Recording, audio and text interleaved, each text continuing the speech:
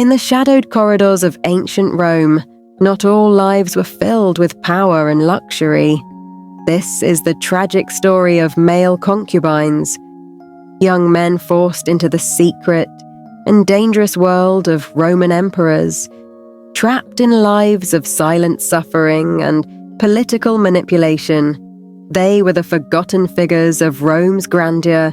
Their names barely survive in history, yet their lives reveal a darker truth about power, desire, and survival in one of the greatest empires the world has ever known.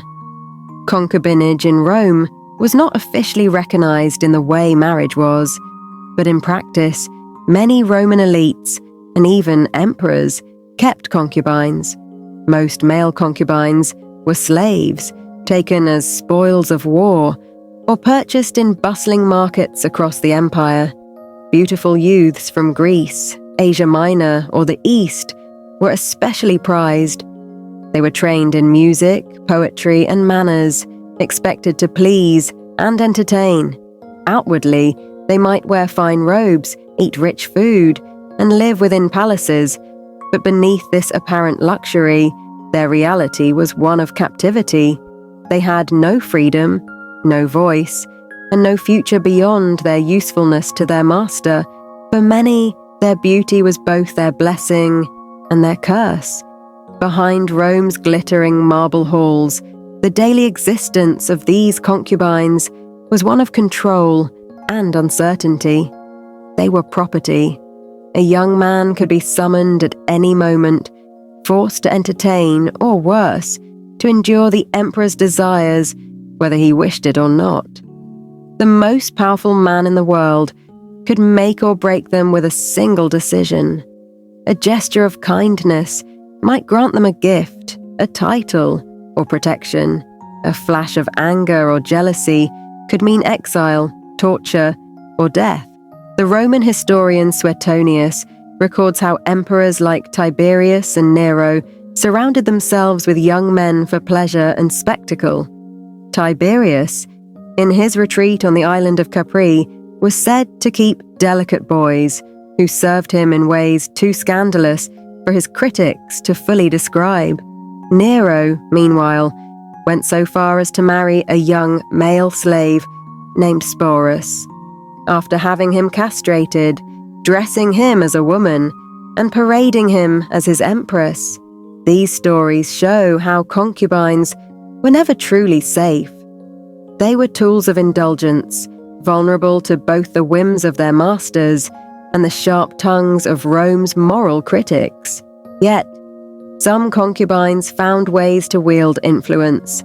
Proximity to an emperor meant access to secrets, to decisions, to power. A whispered word, a hidden alliance, a private favor could change fortunes. But this power came at a price. If they appeared too ambitious, the Roman court turned on them. Jealous rivals could accuse them of manipulating the emperor, and the punishment was often brutal. The young men closest to emperors walked a tightrope, adored in private, despised in public, their lives constantly at risk. Take the case of Elagabalus, a 3rd century emperor, infamous for shocking Roman society with his personal relationships. Ancient sources claim he openly kept male lovers in the palace and even sought to take one as a husband, while Roman historians may have exaggerated these tales to slander him. The fact remains, being close to an emperor in this way could place a young man at the center of political storms. Roman society had a complicated relationship with sexuality. Same-sex relationships were not condemned outright, but they were shaped by power, dominance, and status.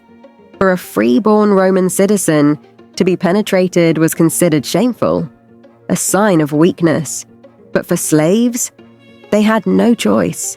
Their bodies were simply another form of property. Male concubines, especially those kept by emperors, were both desired and despised. To some Romans, they symbolized decadence, corruption, and the moral decline of the empire. In this way, Concubines became more than just companions. They became symbols in Rome's eternal struggle between tradition and excess.